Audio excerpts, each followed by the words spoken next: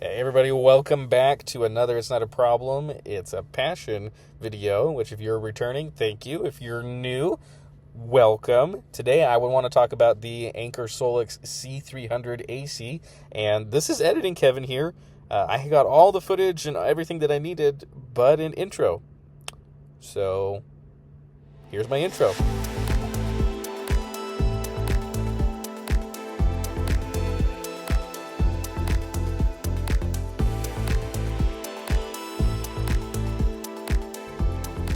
So let me just go ahead and start off with the specs before getting into my experience on using this power station for over the last year. So this unit is considered a smaller unit as the whole Anker portfolio goes, at only 6.5 by 6.5 by 9.5 inches, and only just over 9 pounds, is pretty easy to haul around and carry on different trips and travels.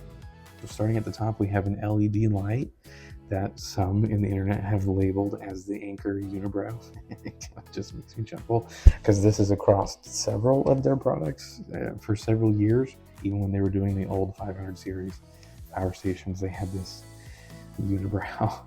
It has 3 different light levels and is an excellent addition to a station of this size for camping or even power outage situations. Moving on down here, we've got the 12-volt outlet that is fully capable of powering everything from a simple car charger to a 12-volt heater.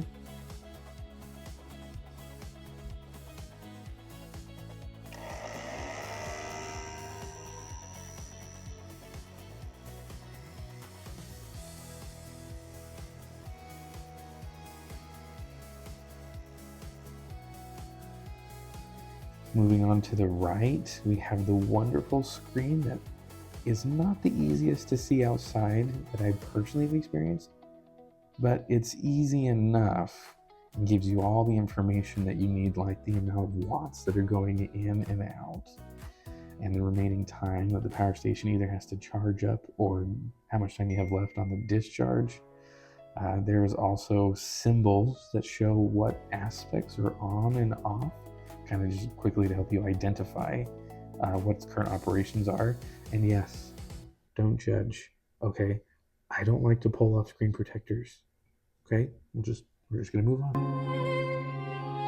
Now we have 3 USB-C ports here, one 30 watt, 140 watt, power delivery 3.1, and another 140 watt out.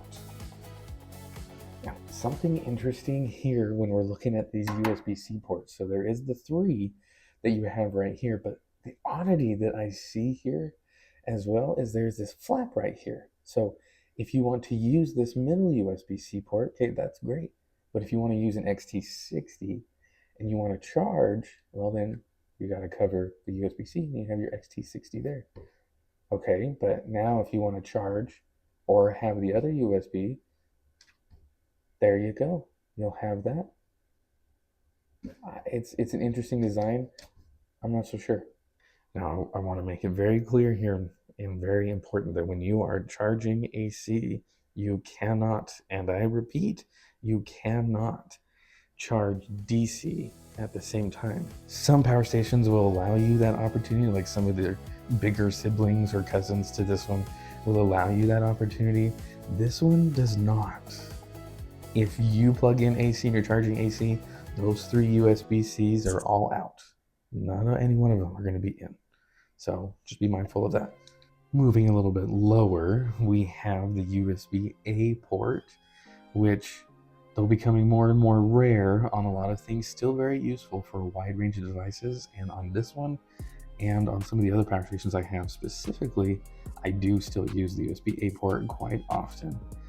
Moving lower, we have 3-pronged 120 volt AC is what they say, but when tested, they're trying to be a 120, but they're more of a 119.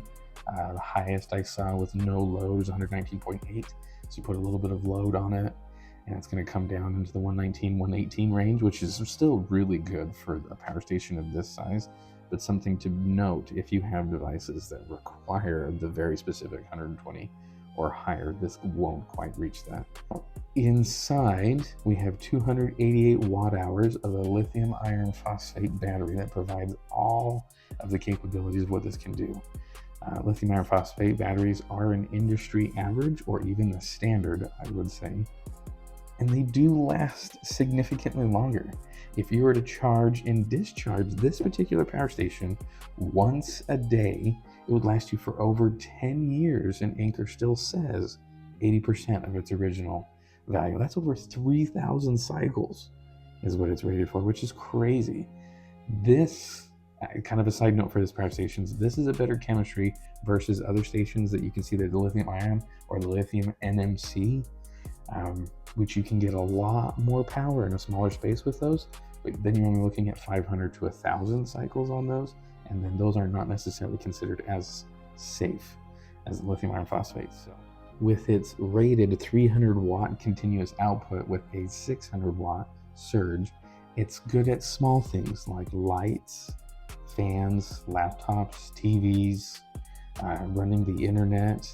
It does even have the surge pad, which that's how you can run stuff more than 300 watts, but it just throttles the voltage down. Again, really only good for heaters, toasters, things that have a heating element, or also known as resistive loads that are okay with lower voltages. Not good for computers, lights, electronics, anything like that. They have to have the voltage that they're rated for. So surge pad is there, but only if you really need it. It still falls short in its capability to be considered a true backup. So in my opinion, if you wanted to do something like this as a backup, then you could use it as like a UPS for your computer. As the power loses, you'll have like a half hour runtime depending on the computer size that you have, and it'll work good for that. But don't expect it to run a computer like all night kind of thing. It's not going to do that. It's not going to run a microwave. It's not going to run your dishwasher. It's not going to run heat. It's just going to give you some very little things there. In my testing, I did see that it says it's rated for 300, but the most that I can really get out of it is about 280. Once I was able to get 285 watts out of it. So really, it says 300. I can't get the 300 out of it. So take that for what it's worth. If you are needing more power, you're going to need something different, just to be honest. Also, if you have something that requires a lot of surge right at the beginning, it may only use 100, 200 watts as it's running. But if it requires a lot more power to start, like a motor, or in this instance, what I tested was a countertop ice making machine, or even a slushy machine that I've tested this on. It can run it based on the running wattage, but when that compressor kicks in to start doing the cooling of the ice or the slushy, it uses a lot of power at the start, called the surge, and this does not surge well. It does not. I can't even say that it has surge capabilities, really. I mean, Anker says that it has the 600, but I can't get it to surge at all. So also take that for what it's worth. And last thing here is on its build construction. I mean, this thing's been tossed around for almost a year and a half now. I've been taking it to different places, activities, tossing it around in my work truck as I'm traveling around, charging it up, discharging it, doing stress tests on it where I have it charge much bigger power stations and really worked up the thermals and everything, and it's ran great. Everything is good. That in that regard, like it for what it is, it runs great. So I guess the other question comes back to, would I recommend it? Kind of. I mean, don't get me wrong. I think it's a really good unit, and I enjoy using it as long as I remember and I keep myself aware of its limitations.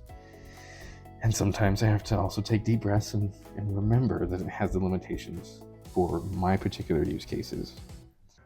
Hey, I'm trying to work here, Hazy.